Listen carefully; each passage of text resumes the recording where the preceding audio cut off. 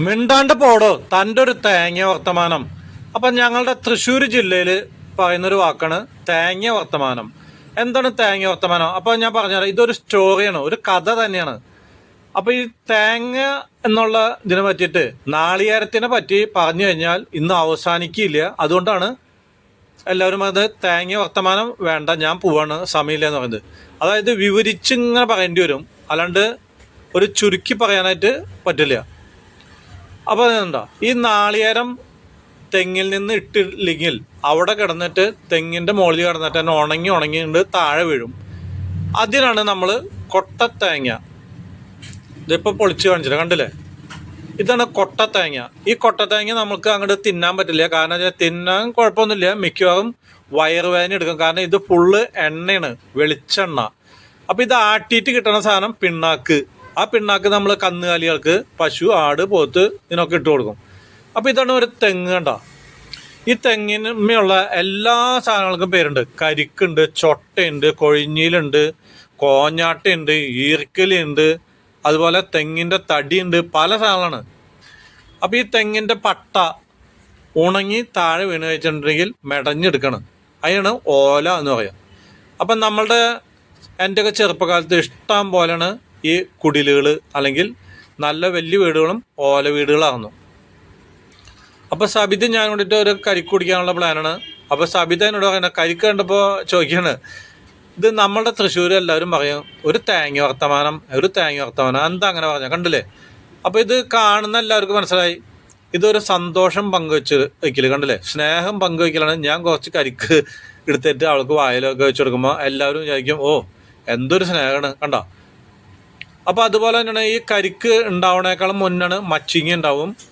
അതുപോലെ തന്നെ ഒരു ചൊട്ട, തെങ്ങിൻ്റെ കൊരിക്കലുണ്ടാവുന്നതാണ് ചൊട്ട. ഈ മച്ചിങ്ങയും പൂക്കുല വിരിയണേലും മുന്ന്. അപ്പോൾ പൂക്കുല വിരിഞ്ഞു കഴിഞ്ഞിട്ടുണ്ടെങ്കിലോ നമുക്ക് അത് സ്വാഗതം, കല്യാണത്തിനൊക്കെ, കല്യാണ മണ്ഡപത്തിലൊക്കെ കയറ്റി വയ്ക്കും, നെൽപ്പറയും പൂക്കുലയും. അപ്പോൾ കണ്ടില്ലേ, നമ്മളുടെ നാളികേരം ഇടാനായിട്ട് വൈകി കഴിഞ്ഞാൽ ഉണങ്ങി താഴെ വീഴും. മഴ പെയ്താൽ ഇതുപോലെ അങ്ങോട്ട് മുളച്ചു വരും. ഇതിൻ്റെ ഉള്ളിൽ നിന്ന് നമുക്ക് കിട്ടുന്നതാണ് പൊങ്ങ്.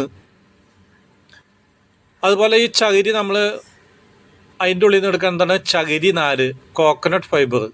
അപ്പോൾ ഈ ഹസ്ക് അല്ലേ, കോക്കനട്ട് ഹസ്ക് ഇങ്ങനെ എടുത്തു കഴിഞ്ഞാൽ അതിൻ്റെ ഫൈബർ എടുക്കുന്നത് ചകിരി നാര്.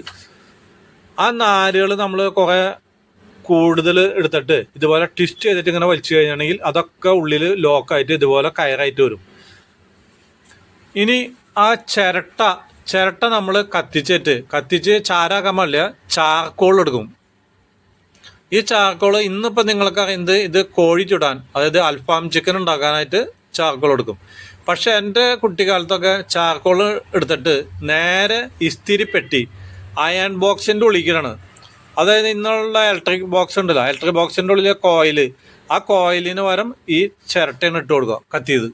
അപ്പോൾ ഈ തെങ്ങിൻ്റെ തടി ഉണ്ടോ, ഞാൻ കേൾക്കണ തടി, അതൊരു 50-60 കൊല്ലമൊക്കെ പഴക്കമുള്ള തെങ്ങിൻ്റെ തടി അറുത്തിട്ട് നമ്മൾ പല ഫർണിച്ചറുകളുണ്ടാക്കും. അതുപോലെ തന്നെ പണ്ടൊക്കെ തെങ്ങിൻ തടി പാലം, അപ്പോൾ ഒരു സിനിമയിലൊക്കെ കാണുന്നുണ്ട് തെങ്ങിൻ തടി പാലം. അതുപോലെ തന്നെ നമ്മുടെ കായൽ ഓരത്തൊക്കെ ബോട്ടും ഇതൊക്കെ വലിച്ചു കെട്ടാനായിട്ട് തെങ്ങിൻ തടി മൈക്കാണ് വലിച്ചു കെട്ടും. അവിടെ കായലിൻ്റെ അടുത്തുള്ളവർക്കൊക്കെ അറിയാം, തെങ്ങ് കുഴിച്ചിട്ടുണ്ടാവും. അപ്പോൾ ഈ വടി ഉണ്ടോ, ഇതാണ് ചെണ്ടയ്ക്ക് ഉപയോഗിക്കുക, ചെണ്ടക്കോല ഇതൊക്കെ. ഇതാണ് കൊതുമ്പ്, തെങ്ങിൻ്റെ ഈ സാധനം കണ്ടോ. അപ്പോൾ ഇതിൽ നിന്ന് ഉണ്ടായിട്ടുള്ള പേരാണ് കൊതുമ്പ് വള്ളം. വഞ്ചിയിലെ ചെറിയ ചിന്ന വഞ്ചിക്കെന്ന് പറയുന്നത് കൊതുമ്പ് വള്ളം. അത് ആലപ്പുഴയും അല്ലെങ്കിൽ കായലൊക്കെ ഉള്ള ആൾക്കാർക്ക് അറിയാം. അപ്പോൾ ഇതൊക്കെ ഉണ്ടല്ലോ, എല്ലാം തെങ്ങായിട്ട് ബന്ധപ്പെട്ടാണ്. അതുകൊണ്ടാണ് കേരളം എന്നുള്ള പേര് നമ്മളുടെ, എൻ്റെ അപ്പനും നിൻ്റെ വാപ്പയും അയാളുടെ അച്ഛനും ഒക്കെ പാടെ ഈ കേരളം എന്നുള്ള പേരിടാനായിട്ട് എന്താ കാരണം, കേരവൃക്ഷങ്ങളുടെ നാട്. ഇതുപോലെ ഉപകാരമുള്ള ഒരു മരം എന്തിനും ഏതിനും. കണ്ട, നമുക്കൊരു രോഗം വന്നു കഴിഞ്ഞാൽ ഉടനടി ഇന്നും ഡോക്ടറെ എഴുതി തരുന്ന എന്താണ്, കരിക്ക് വെള്ളം കുടിക്കാൻ. എൻ്റെ മക്കളെ ഒരാഴ്ച അല്ലെങ്കിൽ 10 ദിവസം 15 ദിവസം കരിക്ക് മാത്രം കുടിക്കാനാണ് പറയുന്നത്.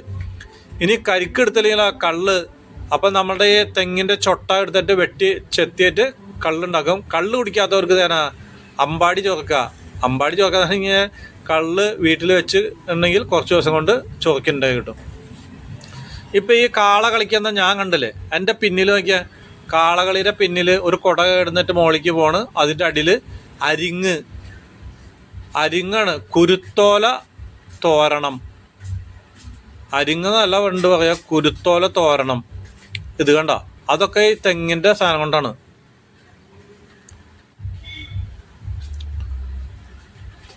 അപ്പോൾ ഇതുപോലെ തെങ്ങിനെ കൊണ്ടുള്ള ഉപകാരങ്ങൾ എന്ന് വെച്ചിട്ടുണ്ടെങ്കിൽ ഒരു ആയിരക്കണക്കിന് പറഞ്ഞാൽ തീരില്ല. അതുകൊണ്ടാണ് തൻ്റെ തേങ്ങ വർത്താനം നിർത്തിയാൽ ഞാൻ പോവാണെന്ന് പറയുന്നത്. കണ്ടോ, ഇപ്പം ഇത് കണ്ടുകൊണ്ടിരിക്കുന്ന നിങ്ങൾ തന്നെ വിചാരിക്കും ഇയാളുടെ ഒരു തേങ്ങയിലെ വർത്താനം തേങ്ങയിലെ പറ്റിയിട്ട് പറഞ്ഞു തരണമെങ്കിൽ ഇന്ന് കഴിയില്ല.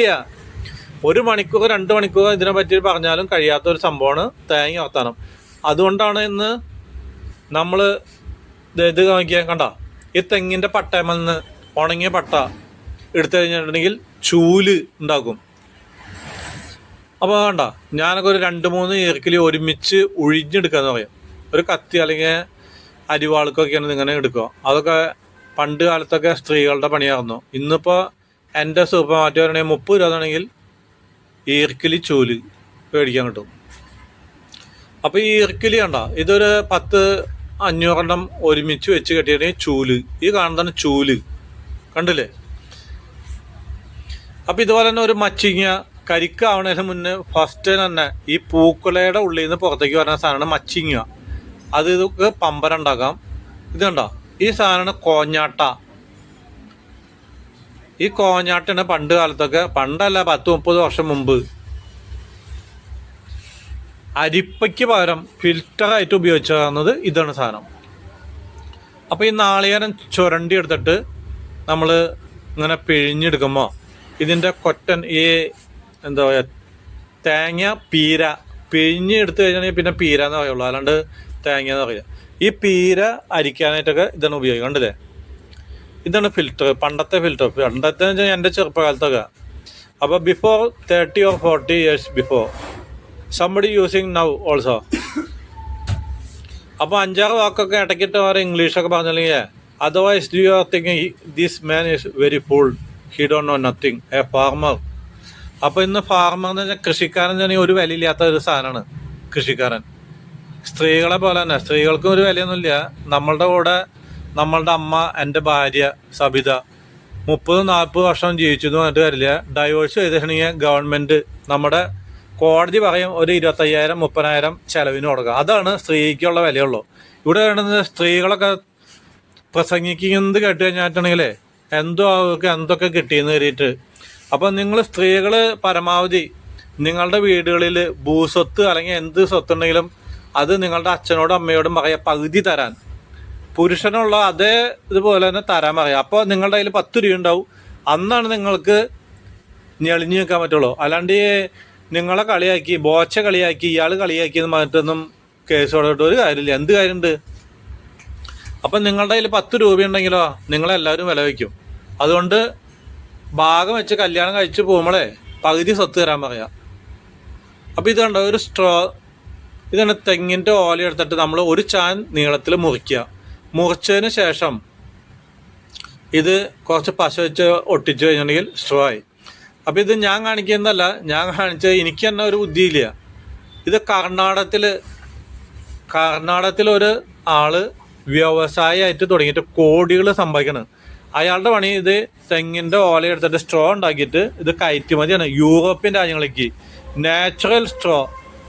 ഇപ്പം നമ്മളുടെ ഗവൺമെൻറ്റും അതിൻ്റെ പ്ലാസ്റ്റിക് ഉപയോഗിക്കരുത്. അപ്പം നമുക്ക് മലയാളികൾക്ക് കയ്യിൽ കാശുണ്ട്, അല്പം ബുദ്ധിയുണ്ട്, അറിയുണ്ടെങ്കിൽ ഇതുപോലത്തെ സ്ട്രോ ഉണ്ടാക്കാം. കണ്ടില്ലേ? അപ്പോൾ ഇതാണ് തെങ്ങിൻ്റെ ഓല വെട്ടിയെടുത്തിട്ടുണ്ടെങ്കിൽ ചൂട്ടുണ്ടാക്കാൻ പോണ്.